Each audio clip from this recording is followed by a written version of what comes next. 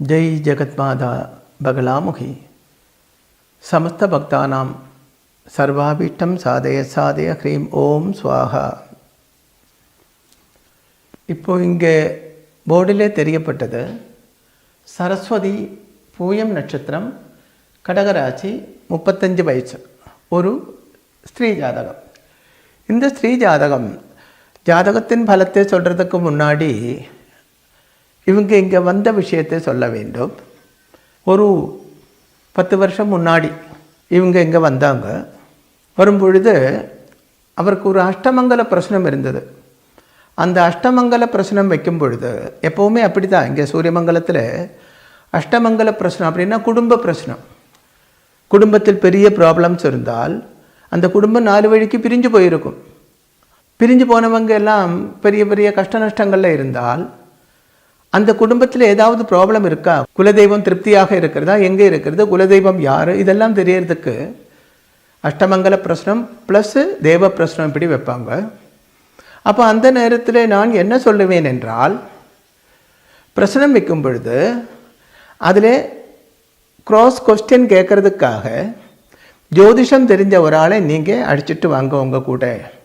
அது ஜோதிஷம் மட்டும் தெரிஞ்சால் போகாது, பிரச்சனம் தெரிஞ்சிருக்க வேண்டும். அப்படி ஒரு ஆளை நீங்கள் அழைச்சிட்டு வர வேண்டும்.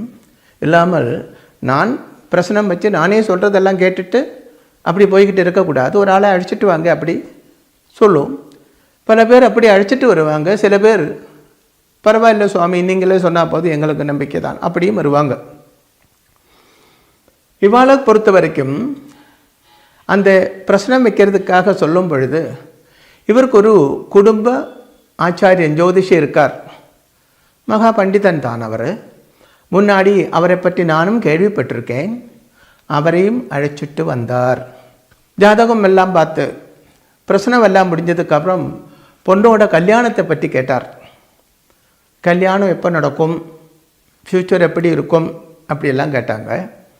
அப்போ நான் சொன்னேன், ஜாதக பிரகாரம் இந்த பொண்ணுக்கு ஒரு கல்யாணம் நடக்கும். கல்யாணம் நடந்தால் ரொம்ப போனால் 2 வருஷம், அதுக்கு மேல் இருக்காது, அது பிரிஞ்சு போய்விடும். அதுக்கப்புறம் வேற கல்யாணம் நடக்குமா அந்த ஆச்சாரியன் கேட்டார். அதுக்கப்புறம் நடக்காது. ஏன்னா ஜாதகத்தில் புனர்விவாக யோகம் அப்படி கிடையாது. கல்யாணமாகணும், ப்ராப்ளமாகி பிரிஞ்சு போகணும் அப்படின்னு தான் இருக்குது அப்படின்னு சொன்னேன். அப்போது அவர் கேட்டார், அது ஏன் நீங்கள் அப்படி சொல்கிறீங்க? ஜாதகத்தில் லக்னத்தோட 7ஆம் இடம் மங்கல்யஸ்தானம், அது சுத்தமாகத்தானே இருக்குது, அந்த பாப கிரகங்கள் எதுவுமே இல்லையே. அதே மாதிரி 8ஆம் இடம் அங்கே குரு இருக்கிறது, அதுவும் சுபம் தானே. அப்போ இது ஒரு சுத்த ஜாதகம் தானே. அந்த சுத்த ஜாதகத்தில் கல்யாணமாகி எப்படி ப்ராப்ளமாகி பிரிஞ்சு போகும் அப்படி கேட்டார். இங்கேயும் ஒரு பெரிய ப்ராப்ளம் ஜாதகத்திலே இருக்கிறது. 7ஆம் இடத்தில் சனி பார்வை இருக்கிறது. அதாவது எல்லா கிரகங்களுக்கும் 7இல் பார்வை இருக்குது. அதாவது எல்லா கிரகங்களும் தான் இருக்கப்பட்ட ராசியிலிருந்து 7ஆம் இடத்தில் பார்வை இருக்கும். எக்ஸ்ட்ரா சில கிரகங்களுக்கு, அதாவது குரு, ராகு, சனி, செவ்வாய், இந்த 4 கிரகங்களுக்கு 7 அல்லாமல் எக்ஸ்ட்ரா பார்வை இருக்குது. பார்வை என்றால் அந்த தரிசனம். அதுபடி சனிக்கு 7 அல்லாமல் 3லேயும் 10லேயும் பார்வை இருக்குது. அப்போ சனி இங்கிருந்து 1, 2, 3 இந்த இடத்துல பார்வை இருக்குது. அது லக்னத்தோட கரெக்டு 7ஆம் இடம் ஆகிறது. 7ஆம் இடம் மங்கல்யஸ்தானம். அப்போ அவர் சொன்னது நானும் ஓகே சொல்லியாச்சு, கரெக்ட், நீங்கள் சொன்னது 100% கரெக்ட். இது 7ஆம் இடம் சுத்தமாக இருக்கு. ஏன்னா சனி இங்கே பார்வை இருந்தால் கூட சொந்த வீட்டில் பார்வை இருக்கிறதுனால அது தோஷ பலன் அல்லை. அப்போ இது சுத்தம்தான். 8ஆம் இடம் அதுவும் சனியோட வீடு தான். அங்கே கும்பம் குரு இருக்கிறது, அதே ப்ராப்ளம் இல்லை. அப்புறம் என்ன தான் ப்ராப்ளம், நீங்கள் என்ன சொல்கிறீங்க அப்படின்னு கேட்டார். அப்போ நான் கேட்டேன், ஒரு பொண்ணு கல்யாணம் ஆகிறது, ஒரு பையன் கல்யாணம் பண்ணுறாங்க. அதுக்கப்புறம் அந்த பையனும் பொண்ணும் சேரும்போது ஒரு குடும்பம் உண்டாகிறது இல்லையா, ஒரு புது குடும்பம் அன்னையிலிருந்து ஆரம்பம். ஜோதிஷ சாஸ்திரப்படி குடும்பம் என்று சொல்லப்பட்டது 2ஆம் இடம். அப்போது இது லக்னம் 1ஆம் இடம், அதோட 2ஆம் இடம். இந்த 2ஆம் இடம் அவர் கேட்டார், 2ஆம் இடம் சுத்தமான தானே இருக்கிறது, அங்கே பாவ கிரகங்கள் ஒன்றும் இல்லையே. ஆனால் இந்த 2ஆம் இடம் இது வந்து சிம்மம் ராசி. சிம்மத்துக்கு அதிபன் சூரியன் அந்த ராசிக்கு 12ஆம் இடத்துல இருக்கிறது. அது மட்டுமல்ல, அங்கே அதாவது 2ஆம் இடத்தில் 1 2 3 4 5 ராகு பார்வை இருக்கிறது. ப்ளஸ் சனி 1 2 3 4 5 6 7 8 9 10ஆம் இடத்தில், அதாவது சனி தான் இருக்கப்பட்ட இடத்துல இருந்து 10ல் பார்வை இருக்குன்னு சொன்னேன் இல்லையோ. அப்போ சனி இங்கே இருந்து, அதாவது விருச்சிக ராசியில இருந்து 10ஆம் இடமாக இருக்கப்பட்ட சிம்ம ராசியில் சனி பார்வை இருக்கிறது. ப்ளஸ் ராகுவுக்கு 5ஆம் இடத்தில் பார்வை இருக்கு. மேஷத்தில் இருந்து ராகு 1 2 3 4 5ஆம் இடம், சிம்மத்தில் ராகுவும் பார்வை இருக்கிறது. சனி சூரியன் ராகு செப்பரேட்டிவ் டெண்டன்சி உள்ள பிளானட். செப்பரேட்டிவ் டெண்டன்சின்னா பிரிக்கிற சுபாவம். டெண்டன்சி மீன்ஸ் சுபாவம், பிரிக்கிற சுபாவம். அப்போ இது வந்து 2ஆம் இடத்தில் பார்வை இருக்கு. ஏற்கனவே சொல்லியிருக்கேன், 2ஆம் இடம் தனம் குடும்பம் வித்யா. அப்போ இந்த ஜாதகப்படி 2ஆம் இடத்தில் சனியும் ராகுவும் கொடிய பாப கிரகங்கள் தான். அது பார்வை இருக்கிறதுனால என்னாச்சு, இவருக்கு வந்து படிப்பு இருந்தும் அது யூஸ் ஆகவில்லை. ஃபினான்ஷியல் ப்ராப்ளம் ஆல்வேஸ் இருக்கு. கல்யாணமாகி பிரிஞ்சும் போய்விட்டது. அப்போ அந்த பிளானட்ஸ் அதோட பலன், அந்த ராகுவும் சனி அதோட பலனை அங்கே காட்டியாச்சு. அப்புறம் கல்யாணம் ஆகி பிரிஞ்சு இப்போ 9 வருஷ காலமாச்சு. இதில் 4 வருஷத்துக்கு முன்னாடி வேற ஒரு வரன் பார்த்து, ஒரு வரன் வந்தெல்லாம் பார்வை. அப்போ ஃபர்ஸ்ட்லேயே நான் சொல்லியிருக்கு, ஒரு கல்யாணமாகி பிரிஞ்சு தான் போகும், அப்புறம் நடக்காது என்று. 2ஆவது வந்தாங்க, நிச்சயம் வரைக்கும் ஆயிட்டு அவங்க வேண்டாம் அப்படி சொல்லி போயாச்சு. அப்போ பாருங்கோ, அந்த ஆச்சாரியன் சொன்னது இது சுத்த ஜாதகம், சுத்த ஜாதகமே தான். 7ஆம் இடம் சுத்தம், பார்வையிலே 2ஆம் இடமும் சுத்தம் தாங்க, பாப கிரகங்கள் கிடையாது. ஆனால் ஒரு கிரகம் இருக்கப்பட்ட ராசியை விட பார்க்கப்பட்ட ராசிக்கு தான் பவர் ஜாஸ்தி. நம்மளும் அப்படி தானே, நீங்கள் நிற்கிற இடத்துல இல்லையே, பார்வை தூரத்தானே போகிறது. அப்போது ஒரு ஆளாயிருந்தாலும் ஒரு கிரகமாயிருந்தாலும் நிற்கப்பட்ட ராசியை விட பார்க்கப்பட்ட இடத்துக்கு தான் அந்த பவர்ஃபுல்லாக பாதிக்கும்.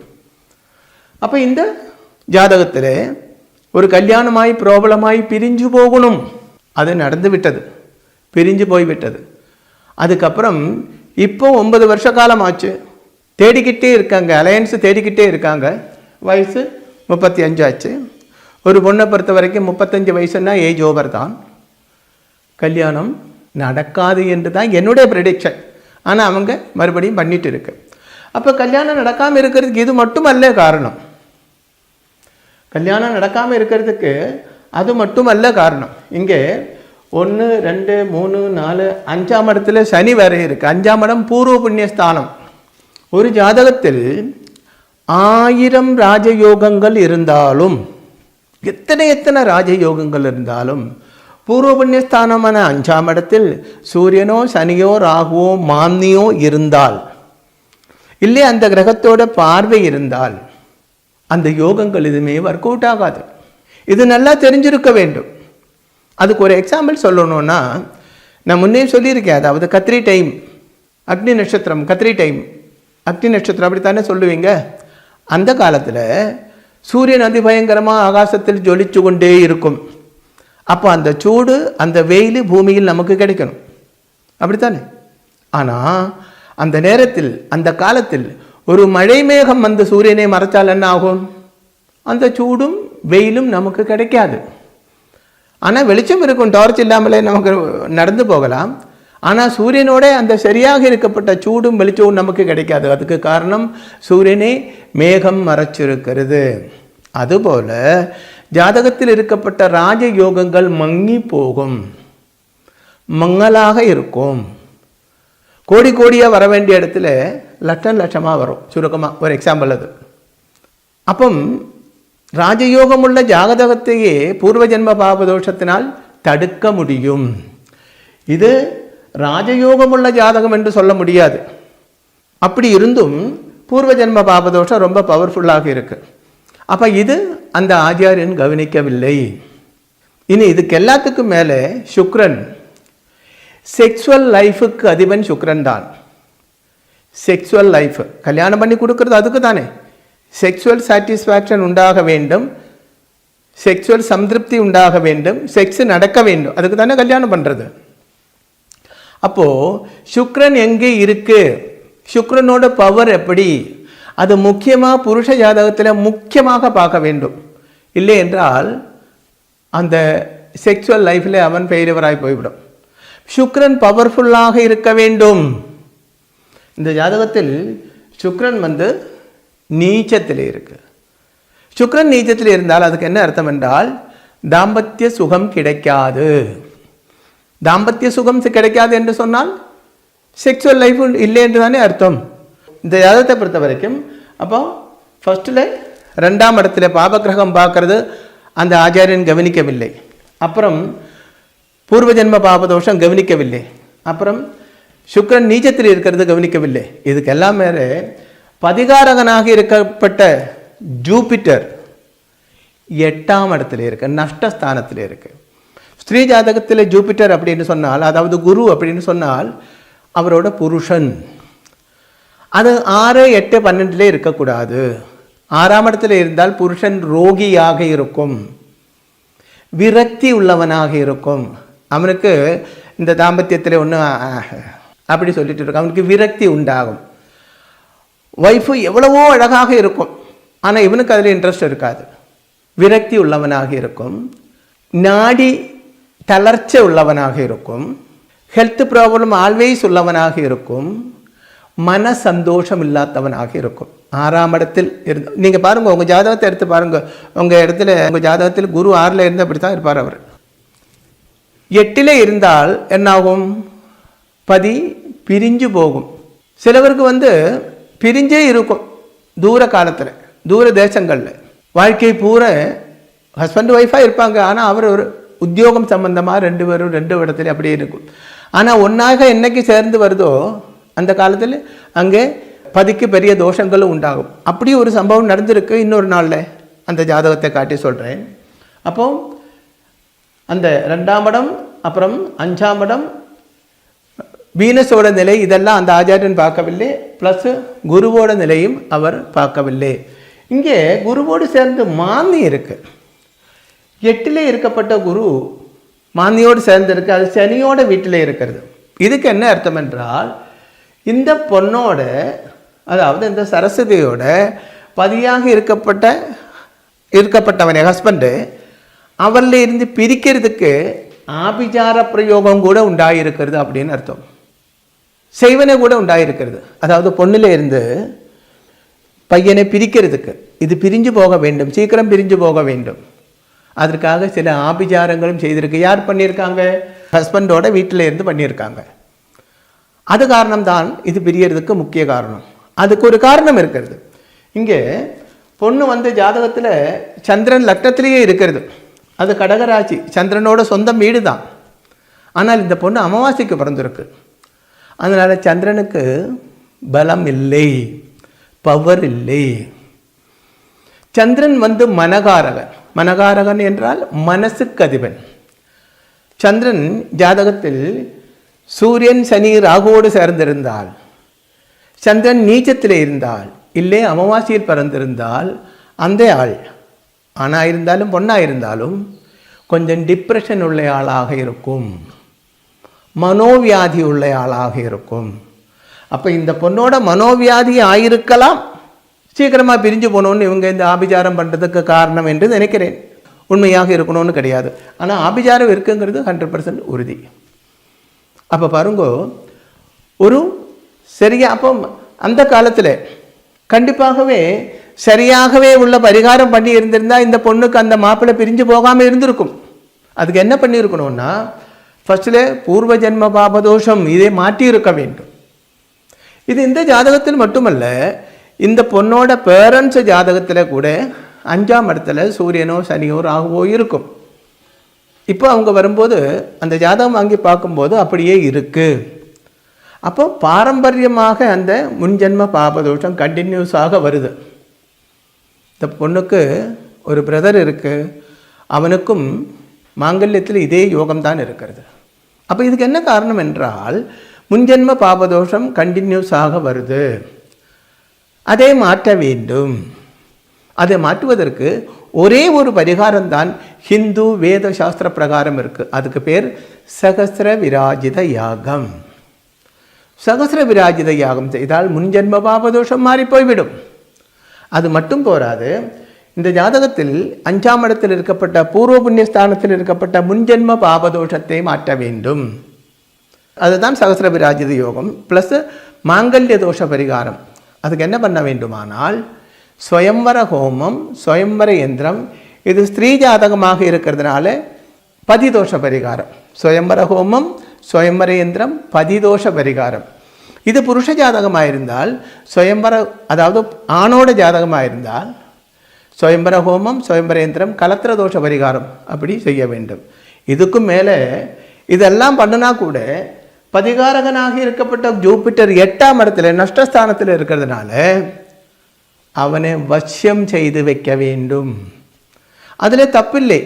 வசியம் என்று சொன்னால் அது கொஞ்சம் நீச்ச மந்திரம் என்றே சொல்லலாம். அந்த வசிய மந்திர பிரயோகத்தினால்தான் குந்தி தேவி 5 பேரை ஹஸ்பண்டாகி சுவீகரித்து 5 மக்களை பிரசவித்தது. அது நீச்ச மந்திரங்களிலே தர, ஆபிச்சார மந்திரங்களில் படுறது தான். ஆனால் இங்கே அது பண்ணலாம். ஏனென்றால் இவள் வசியம் பண்ணப்பட்டது தன்னுடைய ஹஸ்பண்டையே தான், வேற ஒரு புருஷனே அல்லை. அதனாலே அது பண்ணலாம்.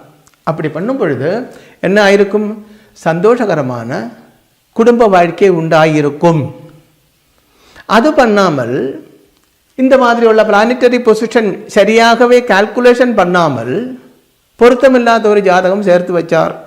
அவரோட ஆச்சாரியனோட அட்வைஸ் கேட்டு சுருக்கமாக அது பிரிஞ்சு போய்விட்டது. அப்போது வாழ்க்கைங்கிறது ஒரு முறை தான். 1000 ஜென்மத்துக்கு அப்புறம் ஒரு மனுஷ ஜென்மம் அப்படி சொல்லுவாங்க. அந்த மனுஷ ஜென்மத்திலேயே பூமியிலே உள்ள சுகம் என்று சொல்லப்பட்டது நம்ம எது தெரியுமோ உங்களுக்கு, நாம் நினைக்கப்பட்ட நேரத்தில் நம்ம விரும்பும் ஆகாரம் பட்சணம் கிடைக்கப்பட்டது. அதுக்கப்புறம் சந்தோஷமாக நிம்மதியாக எந்த டிஸ்டர்பன்ஸும் இல்லாமல் படுத்து தூங்கிறது. பெரிய சூடு இருக்கக்கூடாது, பெரிய தணுப்பு இருக்கக்கூடாது, நிம்மதியாக படுத்து தூங்கிறது. அதுக்கப்புறம் யௌவனத்திலே கிடைக்கப்பட்ட செக்ஸ், மனசில் இஷ்டப்பட்ட இணையோடு சேர்ந்து, ஆக்கிரகிக்கப்பட்ட இணையோடு சேர்ந்து செக்ஸுவல் உடம்பு உறவு, தாம்பத்திய உறவு, செக்ஸுவல் ரிலேஷன் உண்டாகப்பட்டு, இது 3 தான் பூமியிலே உள்ள சொர்க்கம். அதுக்கப்புறம் தான் மற்றது எல்லாமே. அப்போது என்ன எல்லாம் இருந்து என்ன பிரயோஜனம்? இது கிடைக்கவில்லை என்றால் நரகத்திலே தான் வாழ்ந்து கொண்டு இருக்கிறது. நல்லா யோசனை பண்ணுங்க. நான் சொன்னது உங்கள் ஜாதகம் எடுத்து கொஞ்சம் பாருங்களேன். இப்படி இருந்தால் இப்போ நான் சொன்னபடித்தான் இருக்கும். இனி வேற சிலவர் இருக்குது, ஹஸ்பண்ட் இருக்கும், ஃபேமிலி எல்லாம் இருக்கும், ஆனால் எந்த விதமான சந்தோஷமும், முக்கியமாக இந்த தாம்பத்திய சுகம் கிடைக்காமலே வாழ்க்கையை நடத்தி கொண்டே இருக்கும். இதுக்கெல்லாம் நிரந்தரமான தீர்வை இருக்குது. முன்னாடி சொன்னபடி எல்லாத்துக்கும் இருக்குது அப்படி சொல்லலை. 90%, 99% பரிகாரங்கள் இருக்குது. பரிகாரங்கள் செய்து அது தோஷத்தை மாற்ற முடியும். ஆனால் கண்டிப்பாக அந்த பரிகாரங்கள் செய்து சந்தோஷமாக வாழுங்கள். ஜெய் ஜெகத்மாதா தேவி பகலாமுகி சமஸ்த பக்தானாம் சர்வாபீஷ்டம் சாதய சாதய ஹ்ரீம் ஓம் ஸ்வாஹா.